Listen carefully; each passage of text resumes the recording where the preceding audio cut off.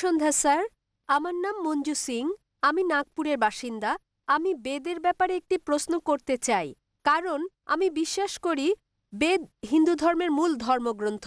তাই আমি জানতে চাই, আপনি বিভিন্ন ধর্মগ্রন্থের অভিন্ন দিকগুলো তুলে ধরছেন, যা অন্যান্য ধর্মগ্রন্থে একই রকম, কিন্তু কেন আপনি অমুসলিমদের কাছে সেসব দিকগুলো তুলে ধরছেন না, যেগুলো পরস্পর সাংঘর্ষিক কিংবা যেগুলো পরস্পর বিপরীত? কারণ হিন্দু মেয়ে হিসেবে আমি অভিন্ন দিকগুলো বিশ্বাস করলেও এটা জানা অত্যন্ত গুরুত্বপূর্ণ হিন্দু ধর্মগ্রন্থের কোন দিকগুলো অন্যান্য ধর্মের সঙ্গে অভিন্ন এবং কোনগুলো ভিন্ন।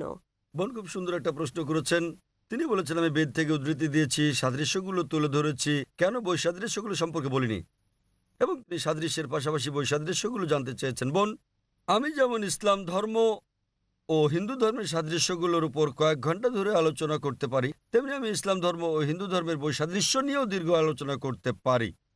তবে আমার সাদৃশ্য নিয়ে কথা বলতে পছন্দ হওয়ার কারণ, কোরআনে আমার স্রষ্টা আল্লাহ সুবহানাহু ওয়া তাআলা আমাকে সেই উপদেশই দিয়েছেন। সূরা আলে ইমরান অধ্যায় নম্বর ৩ আয়াত নম্বর ৬৪-তে বলা হয়েছে, কুল ইয়া আহলাল কিতাব, বলো হে কিতাবীগণ, তাআলাউ ইলা কালিমাতিন সাওয়াইন বাইনা বাইনাকুম, এসো সেই বিষয়ের প্রতি যা তোমাদের আমাদের মধ্যে এক। প্রথম সাদৃশ্য কি? আল্লাহ না'বুদা ইল্লাল্লাহ, আমরা আল্লাহ ছাড়া অন্য কারো ইবাদত করব ওয়ালা না, নুশরিকা বিহি শাইয়্যান, তার সঙ্গে অন্য কাউকে শরীক করব না। ওয়ালা ইয়াত্তাখিযা বা'দুনা বা'দান আরবাবান মিন দুনিল্লাহ, আল্লাহ ছাড়া আমরা অন্য কাউকে আমাদের মধ্যে হতে রব হিসেবে গ্রহণ করব না। ফাইন তাওয়াল্লাউ, যদি তারা মুখ ফিরিয়ে নেয়, ফাকুলু শাদু, বলো তোমরা সাক্ষী থাকো বিআন্না মুসলিমুন, আমরা তো মুসলিম, আল্লাহ সুবহানাহু ওয়া তাআলার কাছে আত্মসমর্পণকারী।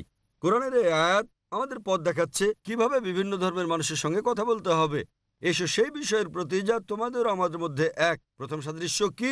সবচেয়ে গুরুত্বপূর্ণ বিষয় হচ্ছে আল্লাহ না'বুদা ইল্লাল্লাহ, আমরা সর্বশক্তিমান আল্লাহ ছাড়া আর কারো উপাসনা করব না। বোন, মতপার্থক্যের ব্যাপারে আমি ঘন্টার পর ঘন্টা পার্থক্য নিয়ে লেকচার দিতে পারি। আমি পারি না তা নয়, তবে তাতে বৈরিতা তৈরি হবে, এতে করে কেউ কেউ আহত হতে পারেন। অবশ্য বিতর্কের সময় অনেক সময় বাধ্য হয়ে করতে হয়। যখন বিতর্ক হয়, একটা উদাহরণ দিচ্ছি, ডক্টর উইলিয়াম ক্যাম্বেল নামের এক ব্যক্তির সঙ্গে আমার বিতর্ক হয়েছিল। হ্যাঁ বোন, আপনি কি সেটা শুনেছিলেন? হ্যাঁ, আমি ভিডিও দেখেছি। হ্যাঁ, সেই বিতর্কের বিষয় ছিল ইসলাম ধর্ম ও খ্রিস্টান ধর্মের মধ্যে বৈসাদৃশ্য। কেন?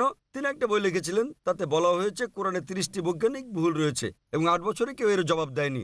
আমেরিকায় প্রচুর বিক্রি হয় বইটা। সুতরাং আমেরিকার ছাত্ররা আমাকে ডেকে পাঠালো। আমাদের সংলাপ হলো, বিষয় ছিল বিজ্ঞানের আলোকে বাইবেল ও কোরআন। কোরআনের বিরুদ্ধে তার যেসব আপত্তি ছিল আমি সবগুলো জবাব দিলাম। আমি বাইবেল থেকে ৩৮টি বিষয় উল্লেখ করলাম যা বিজ্ঞানের বিপরীত। তিনি এর একটির জবাব দিতে পারলেন না। তাই এই বিতর্কে আমাকে এই কাজটা করতে হয়েছিল। যদি কোনো হিন্দু পণ্ডিতের সঙ্গে আমার বিতর্ক হয়, যদি তিনি বলেন বেদ পুরোপুরি বৈজ্ঞানিক, তখন অবৈজ্ঞানিক কথাগুলো আমি বলতে পারি। তবে যদি আমি বৈসাদৃশ্য নিয়ে কথা বলি, হতে পারে তখন আপনি মনক্ষুণ্ণ হবেন। সেজন্য যদি আপনি আরো গভীরে যেতে চান, তাহলে IRF এর কাছে প্রশ্ন রাখতে পারেন। আমরা আপনাকে সব রকম তথ্য দেব। তবে জনসমক্ষে নিতান্ত বাধ্য না হলে ব্যক্তিগতভাবে আমি বৈপরীত্য নিয়ে আলোচনা করতে চাই না। তার মানে এই না যে আমরা সচেতন নই। তবে সাদৃশ্যগুলো জানা থাকলে যা আপনাদের বলছি, আসুন আমরা অভিন্ন বিষয়গুলো অনুসরণের ব্যাপারে একমত হই। তাই আমি জনসাধারণকে বলি, যেগুলো একই বেদে, বাইবেলে, কোরআনে, যাতে সবাই একমত হয় যে অন্তত একটা গ্রন্থ ঈশ্বরের বাণী। হিন্দুরা বলবে বেদ ঈশ্বরের বাণী, খ্রিস্টানরা বলবে বাইবেল ঈশ্বরের বাণী, মুসলিমরা বলবে কোরআন আল্লাহর বাণী। আমি তাদেরকে একটি কথা বলি যা সবাই মেনে নেবেন। আসুন আমরা মেনে নেই যে বিষয়গুলোতে মিল রয়েছে। সুতরাং যখন আমরা অভিন্ন বিষয়গুলো দেখি, বেদ, বাইবেল, ইহুদিদের ধর্মগ্রন্থ, তালমুদ, কোরআনে, সবগুলো ধর্মগ্রন্থেই বলা হয়েছে ঈশ্বর এক। সবগুলো ধর্মগ্রন্থে বলা হচ্ছে সর্বশেষ নবী হযরত মুহাম্মদ সাল্লাল্লাহু আলাইহি সাল্লাম। সেজন্য আমি আপনাকে বলছি, বোন, কেন আপনি এক ঈশ্বরে বিশ্বাস করেন না? আমি আপনাকে জিজ্ঞেস করছি, বোন, আপনি কি এক ঈশ্বরে বিশ্বাস করেন? হ্যাঁ, আমি বিশ্বাস করি এক আপনি ঈশ্বরে। কি বিশ্বাস করেন, বোন, আপনি কি বিশ্বাস করেন সর্বশেষ বার্তাবাহক নবী মুহাম্মদ সাল্লাল্লাহু আলাইহি সাল্লাম? ঠিক এই কারণে আমি আপনাকে প্রশ্ন করেছি, কারণ কুরআন ও বেদ বোঝা খুবই কঠিন এবং আমি দ্বিধাগ্রস্ত। কোন ধর্মগ্রন্থটি ঈশ্বরকে পাওয়ার জন্য আমার জন্য অধিক গুরুত্বপূর্ণ? আমি ঈশ্বরের উপাসনার কথা বোঝাতে বোন, আপনি চাইছি। কি শুনেছেন আমার লেকচার ইসলাম ও হিন্দু ধর্মের মধ্যে সাদৃশ্য নিয়ে, অথবা হিন্দু ধর্মগ্রন্থে হযরত মুহাম্মদ সাল্লাল্লাহু আলাইহি সাল্লাম, এটা কি শুনেছেন? হ্যাঁ, শুনেছি। জানেন যে আপনার ধর্মগ্রন্থে বলা হয়েছে সর্বশেষ বার্তাবাহক নবী মুহাম্মদ সাল্লাল্লাহু আলাইহি সাল্লাম? হ্যাঁ আপনি এটা জানেন? হ্যাঁ তাহলে আপনি বিশ্বাস করেন যে নবী মুহাম্মদ আল্লাহর বার্তাবাহক? হ্যাঁ, অবশ্যই। আপনি কি বিশ্বাস করেন? হ্যাঁ তাহলে আপনি যদি বিশ্বাস করেন যে ঈশ্বর একজন, যদি বিশ্বাস করেন প্রতিমা পূজা করা নিষিদ্ধ, এবং যদি বিশ্বাস করেন যে নবী মোহাম্মদ সাল্লাল্লাহু আলাইহি সাল্লাম সর্বশেষ বার্তাবাহক, তাহলে আরবি ভাষায় আমরা আপনাকে বলি মুসলিম।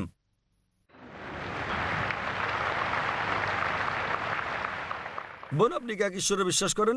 হ্যাঁ, আমি এক ঈশ্বরে বিশ্বাস করেন করি। প্রতিমা পূজা নিষিদ্ধ? হ্যাঁ। আপনি কি বিশ্বাস করেন ঈশ্বরের কোনো আকৃতি নেই? হ্যাঁ। কেউ বিশ্বাস করেন যে মোহাম্মদ সাল্লাল্লাহু আলাইহি সাল্লাম ঈশ্বরের বার্তাবাহক। সুতরাং যতটা আপনি অগ্রসর হয়েছেন, বেশি দূর না গেলেও এটা বিশ্বাস করেছেন যে আল্লাহ ছাড়া কোনো উপাস্য নেই এবং নবী মোহাম্মদ তার বার্তাবাহক, একথা স্বীকার করে পরোক্ষভাবে আপনি মুসলিম হয়ে গেছেন। মুসলিম মানে যে নিজেকে আল্লাহর কাছে সমর্পণ করে। আপনি নিজেকে সমর্পণ করেছেন। জানি পরোক্ষভাবে আমি একজন মুসলমান। যদি বেদ ও হ্যাঁ। কুরআন একই কথা বলে থাকে তাহলে হ্যাঁ। আমি আপনি পরোক্ষ হলেও কোনো সমস্যা নেই। পরোক্ষ হলেও স্বাগতম, প্রত্যক্ষ হন বা পরোক্ষ, আপনাকে আমরা স্বাগত জানাই। এখন আপনি জানেন কি কি অভিন্ন।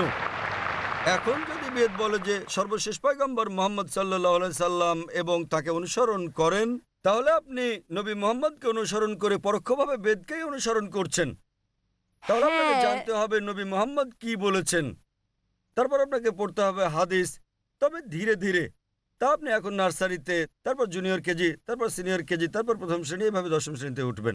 কিন্তু আপনি ভর্তি হয়েছেন কিনা আমি জানতে চাই। আপনি কি একমত যে আপনি মুসলিম?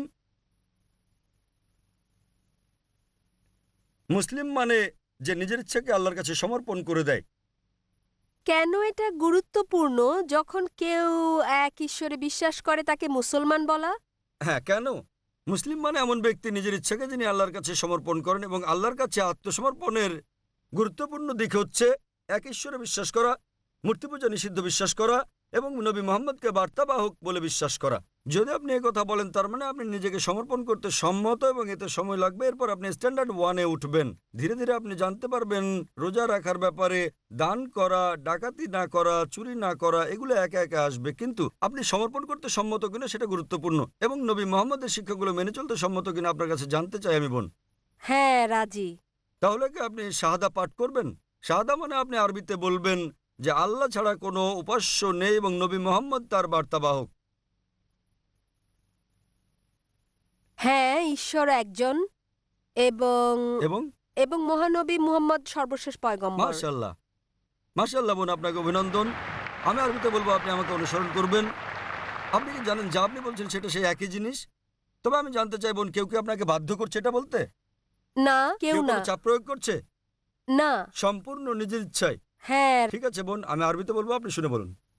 अशहदु अशहदु अल्लाह अल्लाह इलाहा इलाहा इल्लल्लाह इल्लल्लाह व अशहदु व अशहदु अन्ना अन्ना मुहम्मदन मुहम्मदन अब्दुहु अब्दुहु व रसूलुहु।